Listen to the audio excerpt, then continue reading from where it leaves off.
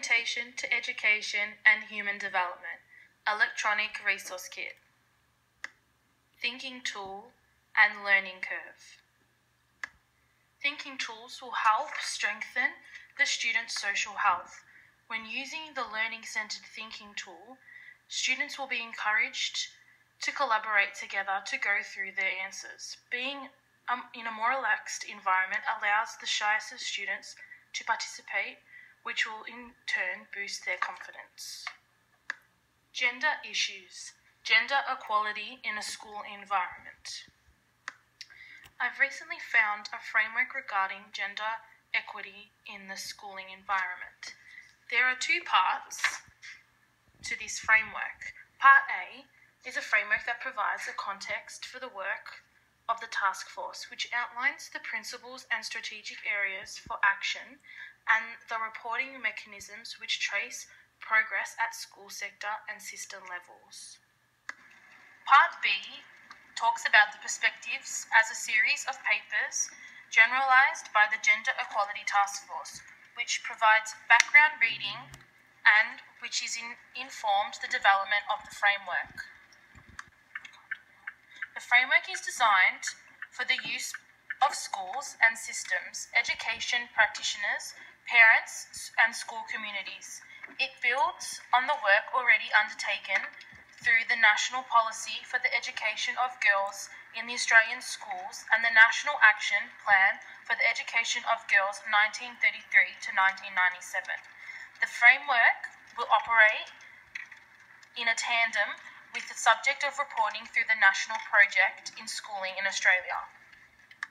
10 principles for actions have been developed by the Gender Equity Task Force, and these underpin the series of strategic directions outlined in the framework. These principles are from a board of intentions of the framework as well as the strategic planning, some of which include understanding the process of construction of gender, curriculum teaching and learning, violence and school culture, post-school pathways, and supporting change.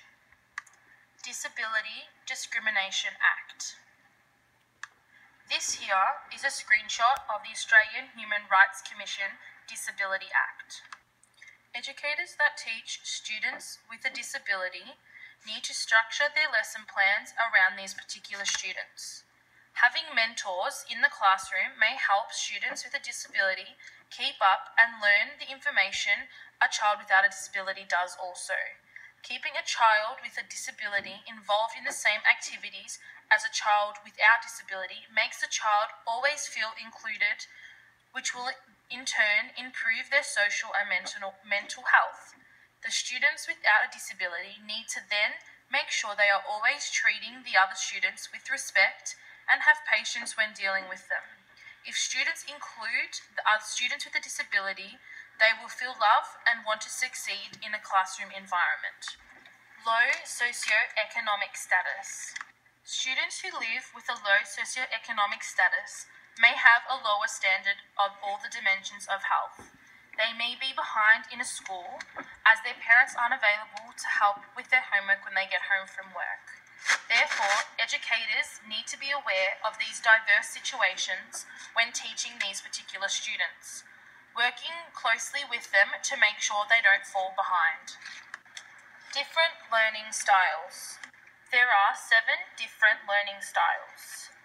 A visual learning style, an auditory musical learning style, a linguistic learning style, a physical learning style, logical/mathematical learning style, social and interpersonal learning style, and a solidarity learning style. Different religious beliefs in a school environment. As an educator, we need to be aware of the diverse religious beliefs our students follow, making sure we encourage individuality throughout the year and celebrating the many different cultural beliefs our students may have. Making sure there is no bullying across the different religious beliefs so that students have a comfortable and happy time throughout the year.